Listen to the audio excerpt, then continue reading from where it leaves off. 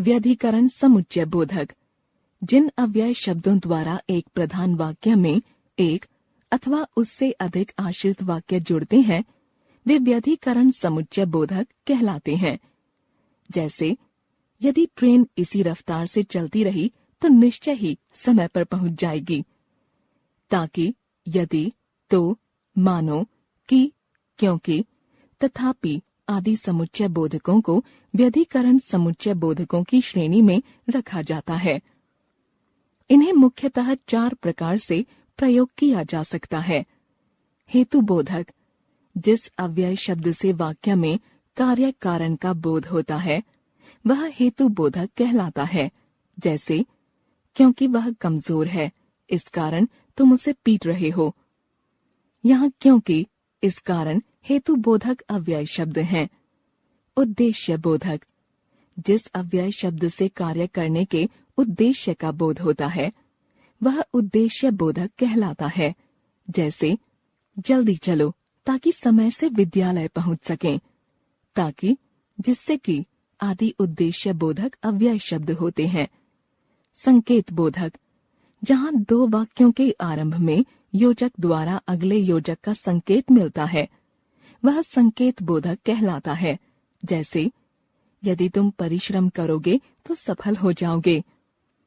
यदि, तो, यद्यपि, तथापि संकेत बोधक अव्यय शब्द हैं। ये शब्द प्रायः जोड़ों में आते हैं। स्वरूप बोधक, जो अव्यय शब्द पहले प्रयोग किए गए शब्द, वाक्यांश अथवा वाक्य के अर्थ को स्पष्ट करने के लिए प्रयुक्त किए जाते हैं, वे स्वरूप बोधक कहलाते हैं। जैसे, वह इतना चमकीला था मानो हीरा हो। यानी, मानो, अर्थात, यहाँ तक कि आदि स्वरूप बोधक अव्यय शब्द हैं। विस्मयादि बोधक इंटरजेक्शन, अरे आप यहाँ, वाह क्या स्वादिष्ट भोजन है, शाबाश तुमने कमाल कर दिया, आहा कितनी सुंदर बगिया है। ऊपर दिए गए वाक्यों में अरे, वाह, शाबाश और आहा शब्द विस्मय भाव को प्रकट कर रहे हैं।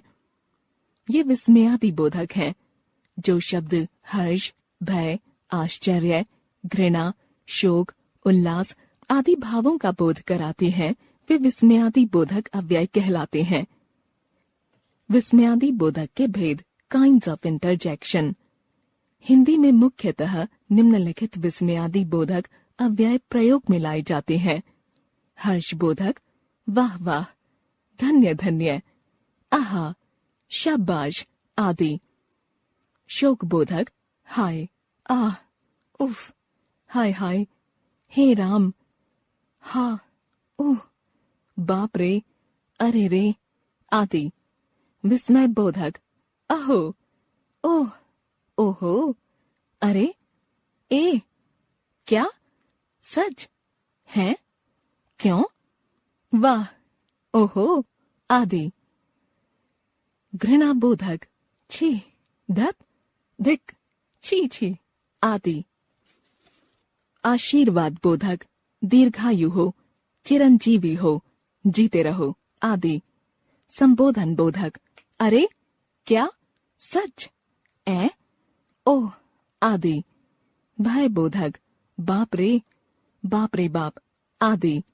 स्वीकार बोधक, जी हाँ, ठीक, हाँ, अच्छा, बहुत अच्छा आदि। क्रोध बोधक, अबे, धत, चुप, हट, दूर। चेतावनी बोधक, खबरदार, सावधान, निपात। ऐसे शब्द जो वाक्य में किसी शब्द के ऊपर विशेष बल देने के लिए प्रयोग किए जाते हैं, निपात कहलाते हैं। जैसे, सीमा रीता के साथ आई थी, सीमा भी रीता के साथ आई थी, सीमा रीता के साथ भी आई थी। यहाँ पहला वाक्य बिल्कुल साधारण अर्थ दे रहा है, जबकि दूसरे वाक्य में सीमा के साथ भी शब्द के प्रयोग से यह अर्थ स्पष्ट हो रहा है कि रीता अकेली नहीं आई थी, उसके साथ सीमा का आना भी हुआ था। तीसरे वाक्य में भी रीता के साथ पद पर बल दे रहा है, जिसका अर्थ है कि सीमा पहले भी किसी और के साथ आई थी और बाद में वह रीता के साथ भी आई। अतः भी के प्रयोग ने इन वाक्यों के अर्थ में विशेषता ला दी। निपात के कुछ अन्य उदाहरण ही, तो, तक, भर आदि।